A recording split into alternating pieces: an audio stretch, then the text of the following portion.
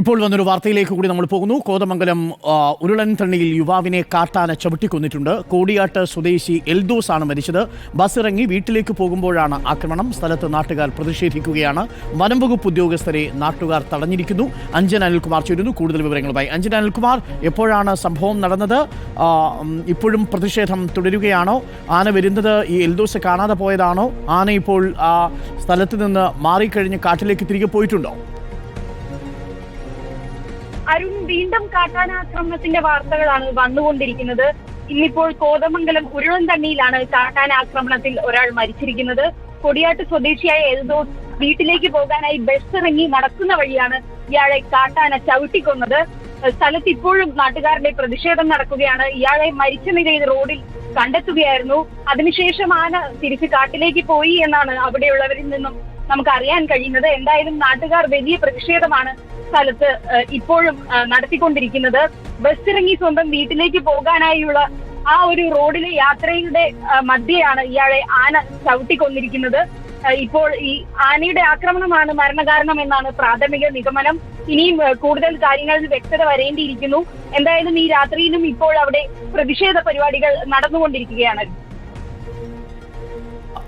എന്തായാലും ഇപ്പോഴും പ്രതിഷേധം അവിടെ തുടരുകയാണ്. നമുക്ക് ആന അവിടെ നിന്നും കാട്ടിലേക്ക് പോയിട്ടുണ്ടെന്നാണ് മനസ്സിലാക്കുന്നത്. കോതമംഗലത്ത് പലതവണ ആന ഇറങ്ങുന്ന അവസ്ഥയുണ്ടായിരുന്നു.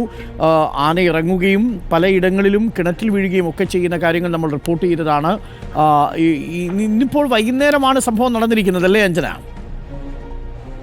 അതെ അരുൺ, ഇന്ന് രാത്രിയോടുകൂടിയാണ് സംഭവം നടന്നിരിക്കുന്നത്. നമുക്കറിയാം, ഇതിനു മുൻപും കഴിഞ്ഞ ദിവസവും എല്ലാം തന്നെ വിദ്യാർത്ഥിയെയും കാട്ടാന ആക്രമിച്ച വാർത്തയും എല്ലാം നമ്മൾ കേട്ടതാണ്. ഇതിപ്പോൾ രാത്രി എൽദോസ് ബസ് ഇറങ്ങി വീട്ടിലേക്ക് പോകുന്ന വഴിയാണ് ആന ഇയാളെ ചവിട്ടിക്കൊന്നത്. നമ്മളും ഈ സംഭവ സ്ഥലത്തേക്ക് പോകാനായി ഒരുങ്ങുകയാണ്. അവിടെ ചെന്നാൽ മാത്രമേ നമുക്ക് കൂടുതൽ കാര്യങ്ങളിൽ വ്യക്തത വരൂ. ഇപ്പോൾ വലിയ പ്രതിഷേധമാണ് അവിടെ നടക്കുന്നത് എന്നാണ് നമുക്ക് പ്രദേശവാസികളിൽ നിന്നും ലഭിക്കുന്ന വിവരം.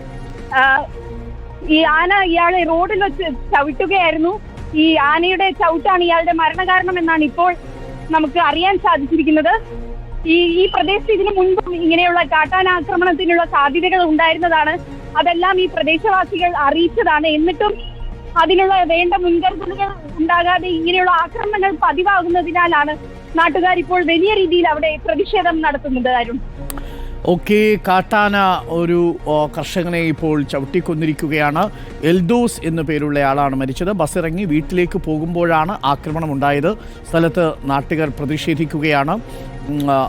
ഇന്ന് വൈകുന്നേരമാണ് സംഭവം. കോതമംഗലത്ത് ഉരുളൻതണ്ണിയിലാണ് യുവാവിനെ കാട്ടാന ചവിട്ടിക്കൊന്നിരിക്കുന്നത്. കോടിയാട്ട് സ്വദേശി എൽദോസ് ആണ് മരിച്ചത്. ഇന്ന് വൈകുന്നേരം ബസ് ഇറങ്ങി വീട്ടിലേക്ക് പോകുന്ന വഴിയിലാണ് കാട്ടാന ആക്രമണം നടത്തിയത്.